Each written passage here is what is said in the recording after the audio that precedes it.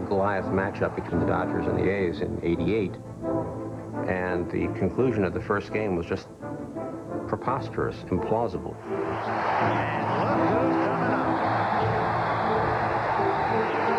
You have to remember the natural was still in the public's mind at the time.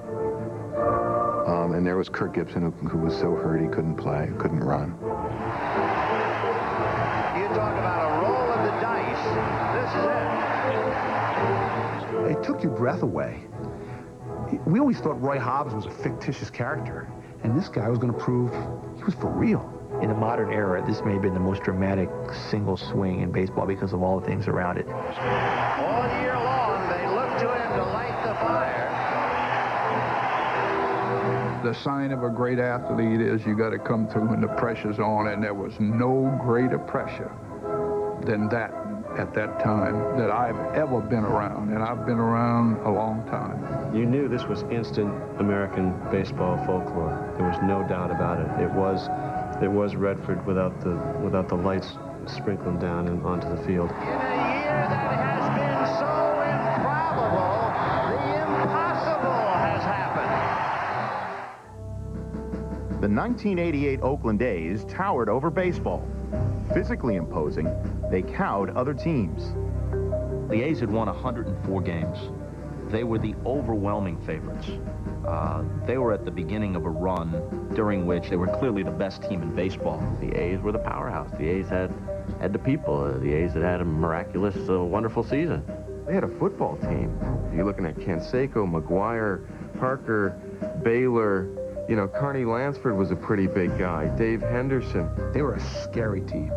And just when they showed up, I think they won a lot of games just because they were the A's.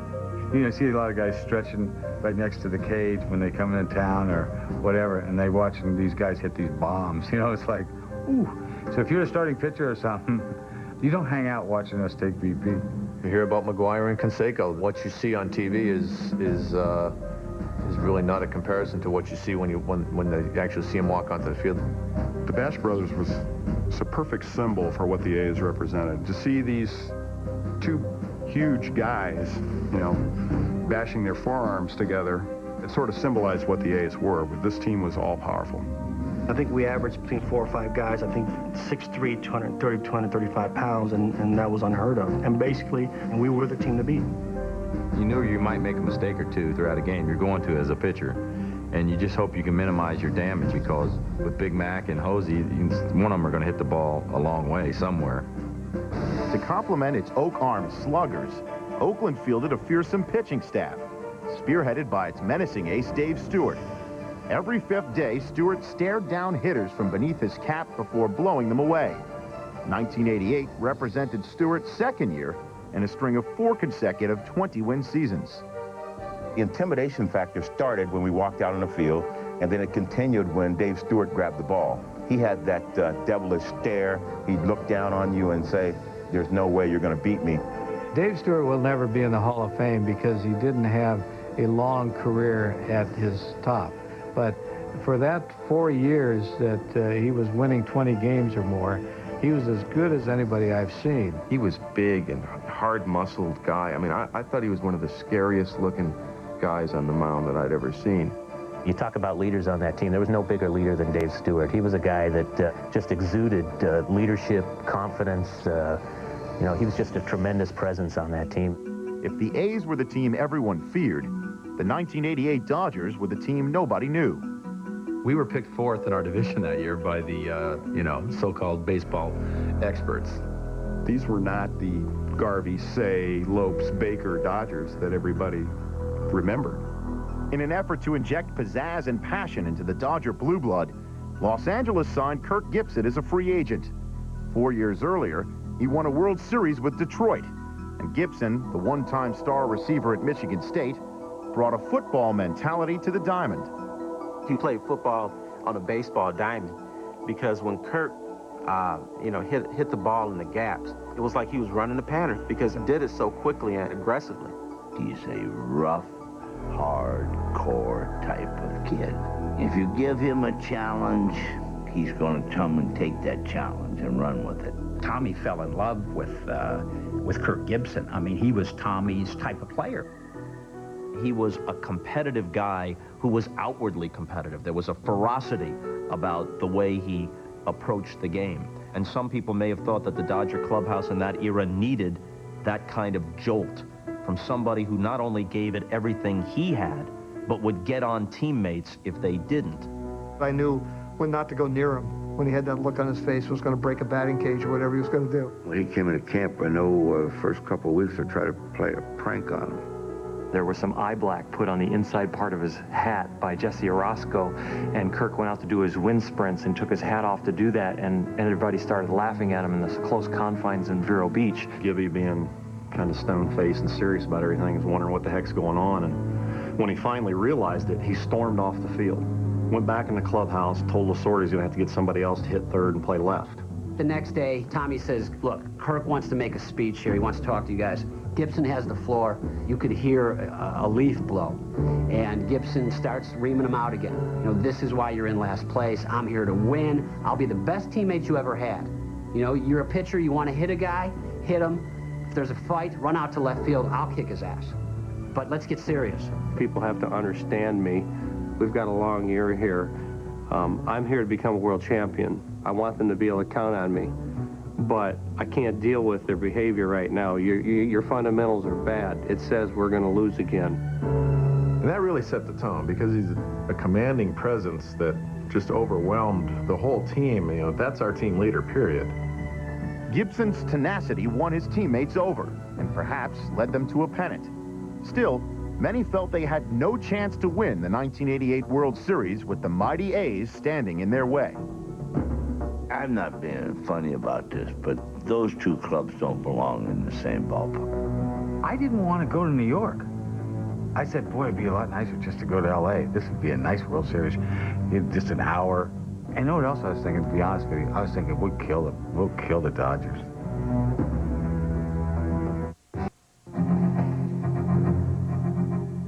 The 1988 Dodgers warmed themselves over the fire lit by Kirk Gibson in spring training and came together as one of the whole is greater than the sum of its parts units, a close-knit team in every sense. See, the ninth inning was the moment for our team.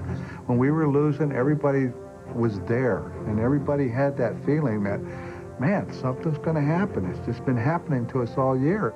I got to pinch hit in the bottom of the 11th inning in August against the Giants. Bottom of the 11th, bases loaded, 2 outs, ran to a 3-2 count, got a base hit up the middle, we win the game. They won a lot of games 2-1, won a lot of games 3-2, and they found ways to win. Kirk Gibson gave them an extraordinary lift by his hustle and his grit and his determination to succeed. When you're playing the 88 Dodgers, there are no easy victories. You might have beat us, but we were pushing you. And if you had to play us the next day, we were going to be battling you again. He was on second base. His knees were still good. He was on second base against Montreal at Dodger Stadium. There was a pass ball, and he came from second base on that pass ball, and he scored. 1-2 pitch. Right on through the catcher into the screen. Gibson comes to third. He's going to try to score. The play at the plate. He scores, and the ball game is over. Others in the game put up gaudier numbers than Gibson. For example, the Mets' Darryl Strawberry had 39 homers and 101 RBI. But clearly, numbers alone belied Gibson's worth. Amidst his mere 25 home runs, sports writers saw enough energy, resolve, grit, and determination to see fit to vote Gibson the most valuable player of the National League. Should Darryl Strawberry have been the most valuable player that year? Yes, in terms of statistics. No, not in terms of emotion. Say a guy hit 27 home runs instead of 25 makes him an MVP, or a guy hits 310 instead of 300 makes him a better candidate for an MVP. I don't think that's the case. People didn't vote on numbers that year. They voted on a feeling. And that feeling was, this man was a human tow truck carrying this team to the World Series. With Gibson filling the role of enforcer, manager Tommy Lasorda felt free to employ his sly and unsubtle guile. Tommy probably is at his best with that kind of a club in that he can bring out all of his emotional weapons and motivational weapons. He always hear, oh, we're the greatest team in the world, we're the best player in the world, you're the best shortstop. You get to a point that, you know, you listen to him, you believe it. You have to make them believe. You have to let them know what it's going to take for them to be successful. All I say to them is, hey, do you want to win? Do you want to be in the Fall Classic? Yeah. Well, then I'll tell you what it's going to take for us to be there. I don't think there's any question that stuff worked, especially that year. And he could motivate his guys, and he could get them to buy into that, so that if they did maybe cut their arm, they'd be stunned if it wasn't Dodger Blue coming out. I felt like Tommy was my brother. He was my dad. He was everything. I mean, we were in the trench together, and he was the greatest at it. Sort is the guy who's credited with giving Orel the nickname Bulldog. And Orel definitely started to pitch like a bulldog at some point. Unlike the A's ace, the Dodgers' #1 pitcher had an innocence about him. Slender, quiet, bespectacled, he decorated scoreboards with long strings of zeros. In 1988, Orel Hershiser had a season to die for. Hershiser's 88 is a pitching season to rank up there with Bob Gibson's 1968, with Walter Johnson's 1913. He didn't look that overpowering either. He looked a little bit like the kid in the front of the classroom saying yes to the teacher instead of the rowdy in the back who played good baseball. He was the leadership of that pitching staff, because when a losing streak was there, you knew Orel was going to start you on a winning streak. He just didn't give hitters a chance. He did not give hitters hittable pitches. So when they were swinging, they were hitting the top of the baseball primarily. His sinker, it was probably that year the toughest pitch to hit in baseball, because when he let it go, it was in the zone. When you swung at it, it was out of the zone. He was unhittable in September. You know, that's when the shutout string really started rolling, and every pitch in his repertoire he could put wherever he wanted. I was pitching well throughout the season, but the end of the season with the streak, and everybody saying that shouldn't happen at the end of the season, that should be when you're tired. On September 28, when his tank could have easily run dry, Hershiser reached out and touched one of baseball's untouchable records. The 58 consecutive scoreless innings pitched by Dodger Don Drysdale 20 seasons before. We're in San Diego playing the Padres, and at that point, Orel had 49 scoreless innings consecutive. So it wasn't probably on anyone's mind that it would happen that night. Well, of course, it goes extra innings, and he pitches 10 innings scoreless and breaks the record. The 1-2 pitch. Fly ball to right on a semi-check swing. Gonzalez, the record. Orel Hershiser, 59 consecutive innings scoreless. Drysdale's was a great streak, but Hershiser's was even greater. And it was also greater because of the moment. I mean, he was riding this team to a pennant. It was a team that was down 9 games at the All-Star break in Cincinnati, and they come back and they finish first. There are times when you get on the horse's back and you're riding, and we rode him right into the postseason. Already in the 3-2 pitch to Marvell Wynn, swung on a fly ball to right field. Stack backing out and calling. He's got it. What about the New York Mets, Red? You got to face them now. Hey, the Mets are a great ball club. On paper, everybody thinks the Mets are going to beat us. They might beat us, you know, but we're going to give them a hell of a goddamn series, I'll tell you that.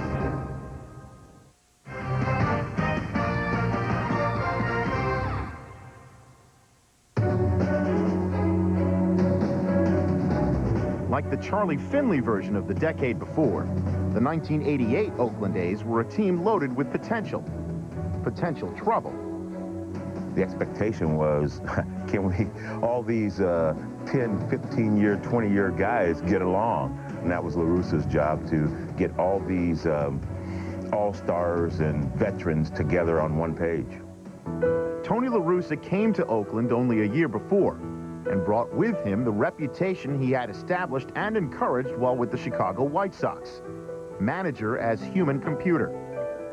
Tony La Russa is the unmasorta. He's a meticulous planner. And to La Russa, counting on adrenaline is not good planning.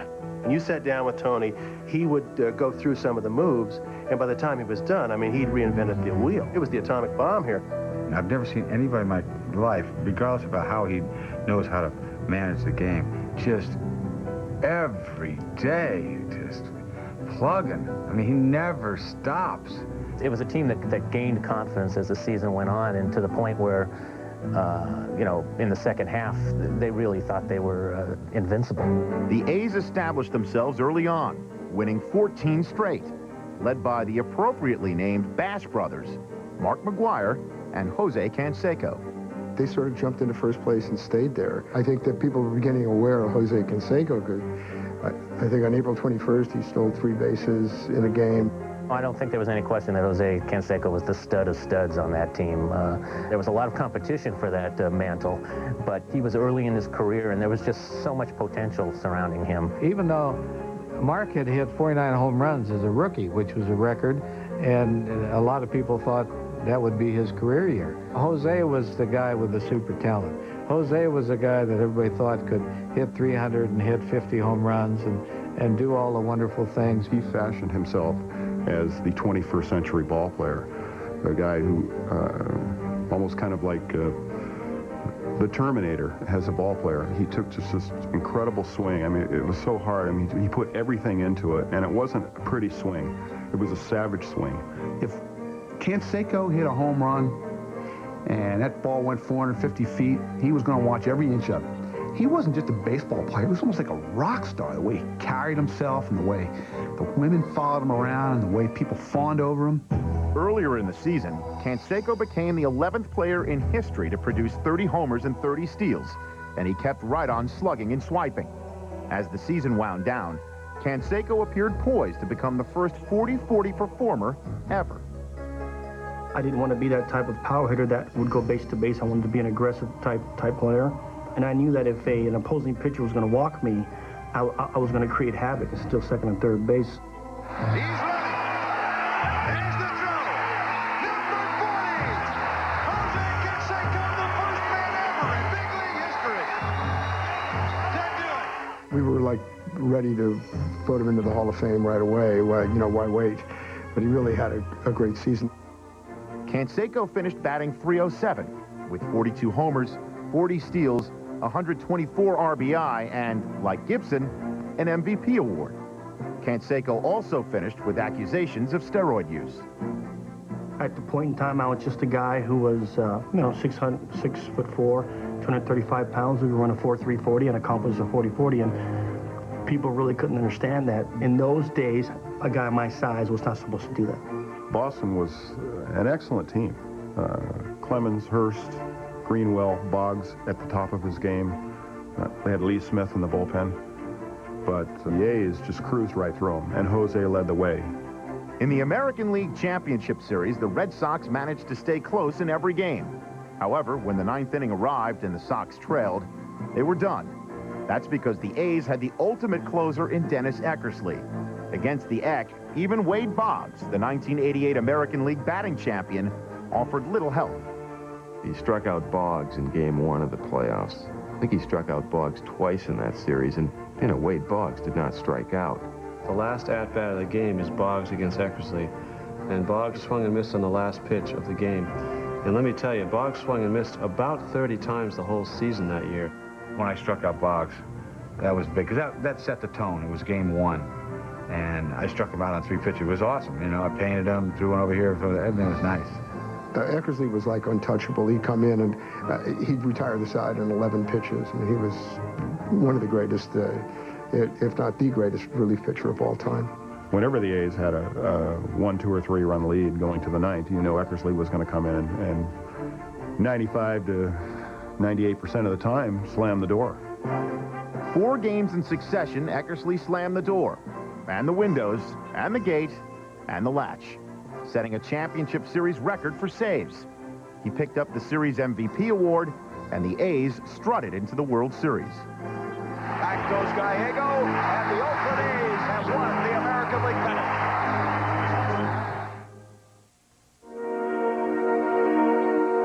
While the A's cruised into the 1988 World Series, the Dodgers did not.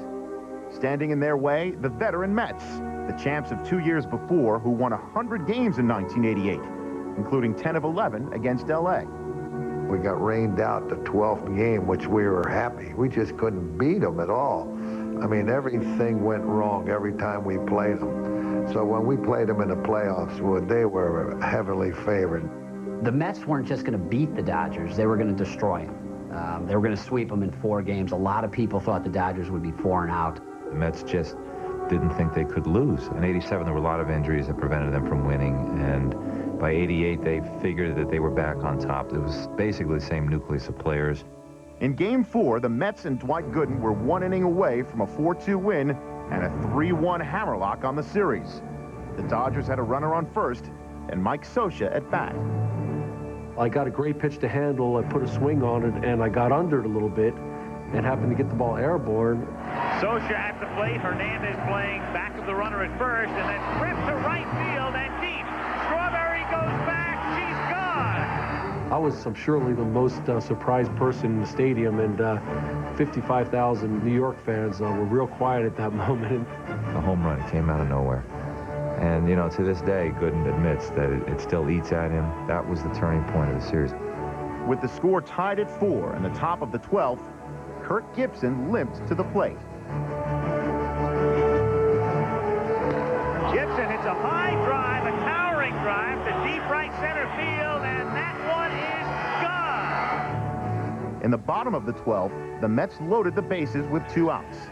Kevin McReynolds stepped to the plate. Out in the Dodgers bullpen, a surprise. Between the time Scioscia hits his home run and Gibson hits his home run, I am lobbying for the ball through Peronowski, and I go down the bullpen. I tell Mark Cressy, the bullpen coach, that Tommy sent me down to warm up. Cressy gets on the phone and said, Bulldog's down here and says you want him to warm up. And Tommy goes, if he's there, warm him up. Well, Peronowski said to me, Tommy, if you say you're sticking your head into a guillotine, if they tie the game, what's going to happen? What are we going to do? I said, I don't care. I'm putting the whole ball of wax on the Bulldog. Go get him. Broken bat looper, shallow center field. In comes Shelby and makes the catch. The Dodgers won Game 5, but the battered Gibson re-injured his knee, stealing second base in the 9th inning. The Mets took Game 6, but that only meant they would have to face Hershiser again. It seemed like we saw him every day. Every day he was in there pitching. I don't know how he did it. But he single-handedly beat us. He stopped in relief, or when he started, he stopped everything that we had going. And he looks in now to make what he hopes will be his last pitch. Fastball, got him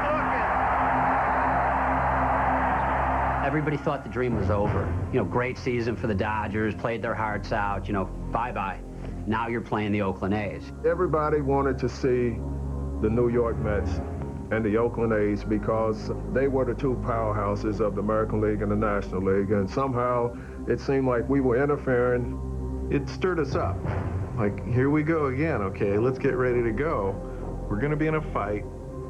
The Dodgers started rookie Tim Belcher, while the A's countered with their ace, Dave Stewart, a 21-game winner. But the Dodgers' soul was on ice. Literally. That day, I got up about 5:30 in the morning. I kind of said, yeah, it's okay. I can deal with that. I can deal with that. And then I started jogging across my living room floor, and it grabbed me. I went, oh, my goodness. Our understanding coming into Game 1 was that Gibson not only would not play, obviously he wasn't in the lineup, but that he was not available for pinch-hitting duties. Perhaps succumbing to nerves, Belcher hit Jose Canseco in the 1st inning.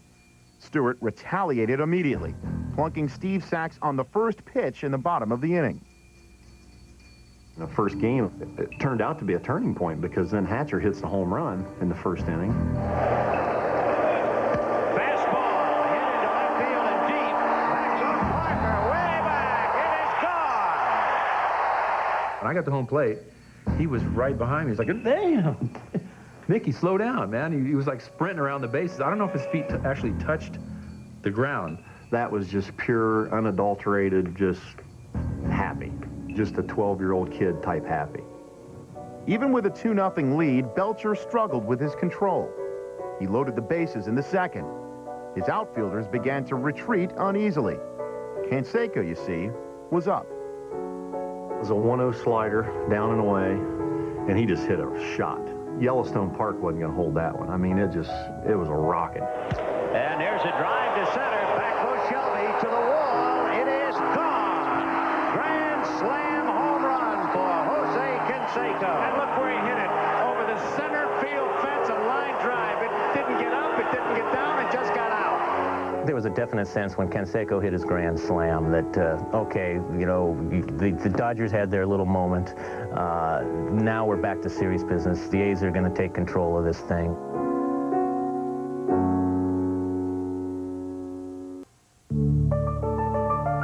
As expected, Oakland's bats did the damage early in Game 1 of the 1988 World Series.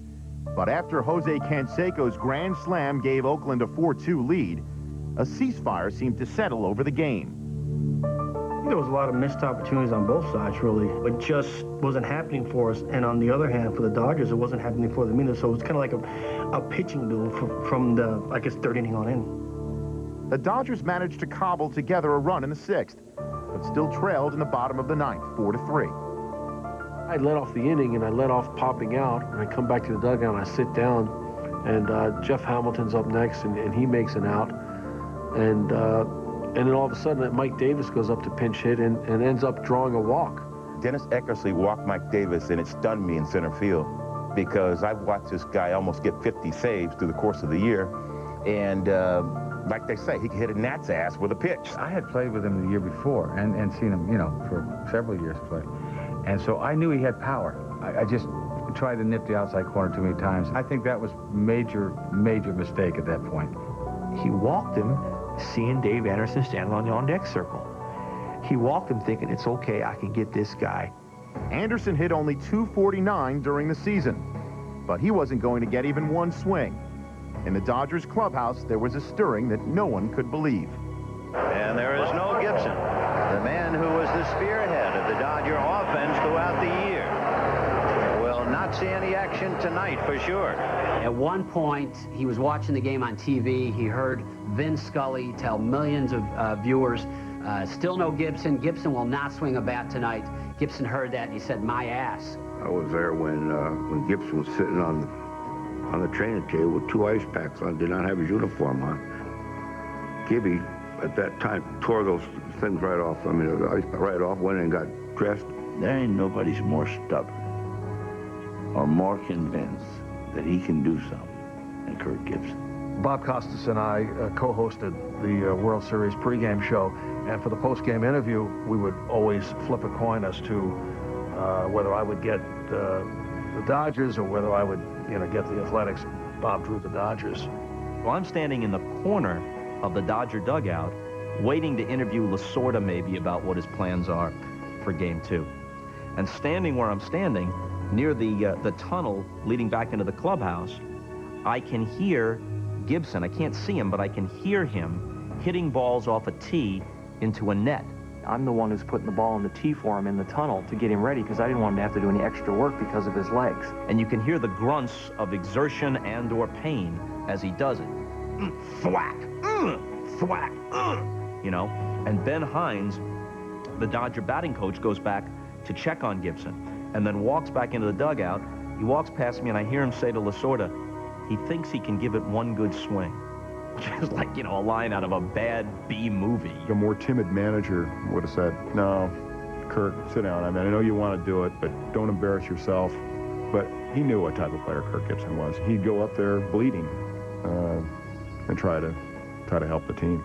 As long as he could walk up to that plate, I was going to put him in. If you're in a foxhole and you're in the heat of the battle, Kirk Gibson is the guy you want in there with you.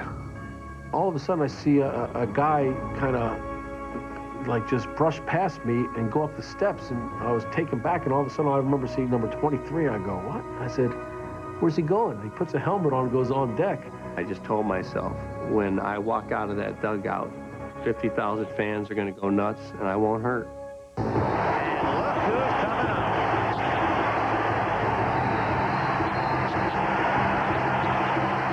I just heard the crowd get really loud, and it was like, I like to hit and go, and it's like, oh no, we got a long time here for some limping act to get up here. here comes Gibson hobbling. I'm thinking in the back of my mind, Eckersley has dominated right-handers and left-handers the whole year. And this guy's hobbling. Looks like he can't even stand up there. If you want to be melodramatic about it, you think what's going to happen is that Dennis Eckersley is going to throw it by him 3 times, and Gibson will limp back to the dugout. And Lasorda will say, well, it was worth a shot. I was 0-2, and then I used to have a stance I called my emergency stance. Everybody knew about it. I just spread out, and, you know, I wasn't going down. Now, you weren't going to strike me out. As that at-bat unfolded, and he dribbled 1 foul and took a couple of weak swings, you said to yourself, the only chance they have is if somehow he gets a piece of one and bloops it over the infield, especially after Davis stole second base. Mike Davis stole the base, and I'm thinking, all they got to do is just serve a ball over the shortstop's head, and Davis scores, tie game, and we're in the ball game. The way Kirk Gibson was swinging when he fouled those pitches off, I was hoping for a base hit and hoped they didn't throw him out at first base. Gibson shaking his left leg, making it quiver like a horse, trying to get rid of a troublesome fly. I really think that Eck eventually outthought himself here. He began to think, I'm throwing fastball, fastball, fastball.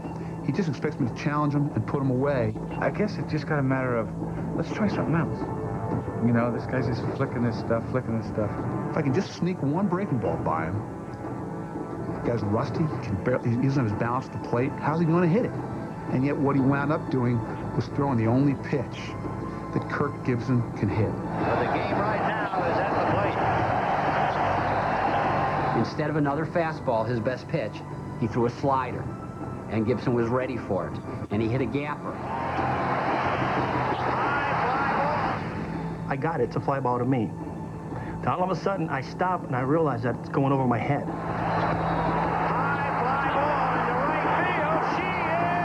I knew it was coming, and then took 2 steps to right center, and then my 3rd step was to the dugout, because I knew it was gone.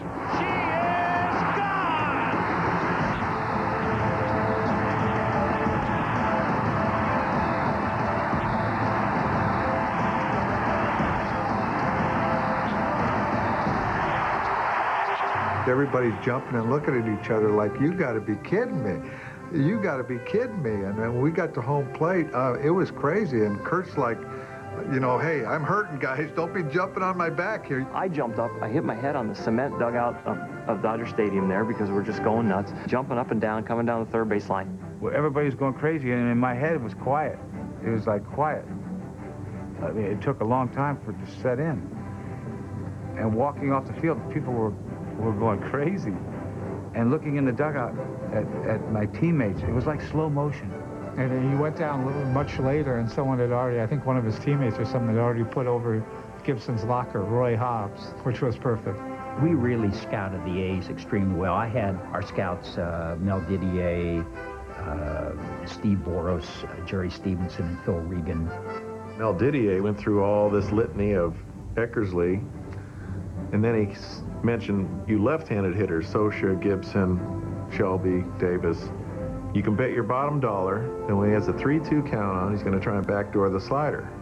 He stepped in the box with 3-2, and he called time, and he stepped back, and there was a smile on his face, and he said, Mel, I could hear you. Partner, you better watch, because it's going to be a backdoor slider 3-2 with the winning run on 2nd or 3rd. Which was a great scouting report. There's only one problem. Elias looked it up. Eckersley was never 3-2 on a left-handed hitter that year. So the scouting report was a bogus scouting report, but it turned out to be right. Some Los Angeles fans like to beat the crowd in every sport. And if you watch the replay of that home run, and as the ball is disappearing over the right field fence, you can see the lights of the cars in the parking lot. The people who had left even a World Series game, a 1-run World Series game early, they're pulling out. They're listening to the radio. I was at the game as a fan, and this is very difficult to admit, particularly on national television. I left the game early. A friend of mine had to make it to the airport. Eckersley had come in, and we figured, you know something? We better get out of here, because it can be a nightmare sometimes getting out of Chavez Ravine onto the highways. So we're flipping it on the thing, and we went to the end of the dial, and you could get Channel 4, KNBC, and Vin Scully was breathless by the time we picked him up. And recapping what had just gone on, and we both looked at each other. What idiots. We've just left history.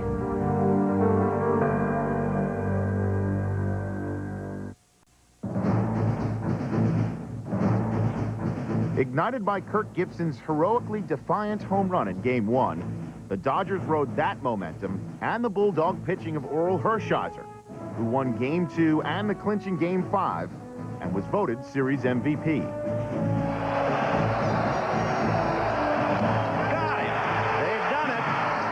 I think we're just outplayed at that point in time. I'm sure if we played the Dodgers 20-game series, we'd win 15 out of them. But at that point in time, they just had everything going for themselves. They had momentum. Every little thing they did it perfectly. It's not always the strongest man who wins the fight, or the fastest man who will win a race, or the best team who will win a game. In most cases, it's the one who wants it more than the other. This guy never went to bat again in the World Series. That was his only appearance in the World Series. And by golly, he just shocked the world with that home run. And you know something? It paralyzed that other team so bad that they weren't able to recover. We beat them in 5 games. That Dodger team might be the worst world champions that I've seen in 30 years of covering the World Series. And yet, they really deserve to win. The A's kept returning to the World Series, appearing in 3 straight, but won only once over the Giants in the 1989 earthquake epic. After being swept by the Reds in 1990, the A's didn't seem quite the dynasty that had been expected. Everybody thought that they were going to win this thing and that they had a lot of years in front of them and that we were going to see the Oakland A's dominating baseball again. They didn't get the full measure of acclaim that they deserved because they stubbed their toe in 2 World Series out of 3. They should have won all 3. But I think if they'd won all 3, people would have understood how good they really were. One flick of the bat by a man who could barely stand, let alone walk, was the pivot on which the 1988 World Series swung. In his one and only at-bat of the World Series, Kirk Gibson made good on his spring training promise to the other Dodgers. I'll be the best teammate you ever had. All the way back to the day that I stood in front of that team and had that team meeting and challenged them to give their heart and soul to become world champions. That's why I went up there. I remembered those words, and that was my duty to go up there. This man played with every ounce of energy and determination every second he was out there. And it ended up costing him some games in future years because I think he had 12 cortisone shots that year. And they say, well, he's not a Hall of Famer. I said, I wouldn't disagree with you. But I'll tell you this, every baseball player that ever played this game wished they wanted to win as much as he did. Gibson swings and a fly ball to deep right field. This is going to be a home run. Unbelievable! A home run for Gibson. And the Dodgers have won the game 5-4. I don't believe what I just saw. The great thing about Jack's call is it's a combination of the perfect professionalism and the great voice of a Hall of Fame announcer, but also the surprise and enthusiasm of a fan. I was working with Bill White, and that's when I said, I don't believe what I just saw, because I still couldn't believe it. It was one of the most dramatic hits in the history of baseball. As you watch that swing today, almost flat-footed, almost one-handed, just a flick of the bat, it just doesn't look like a ball can go that far on a swing like that with someone as compromised as Gibson was. Man. Forget about how much they make, forget about strikes, forget about holdouts. That was baseball. Hollywood would have said, no, this script will never work. For everything to be on the line and 3-2 pitch, the best reliever in the game against the MVP, and God, it's a phony script.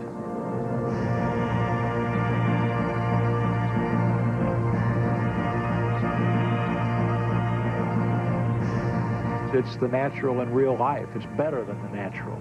You know, Redford wouldn't have dared make that movie that corny, you know, to have this guy limping around the bases at Dodger Stadium, you know, pumping his fist, having done what no one thought could be done. I can still see it disappearing into the crowd. And I can still see Canseco out there, never looks. And I can still see Eck just throwing that head up there in the sky. And it seems to me like Gibson's trot has never ended.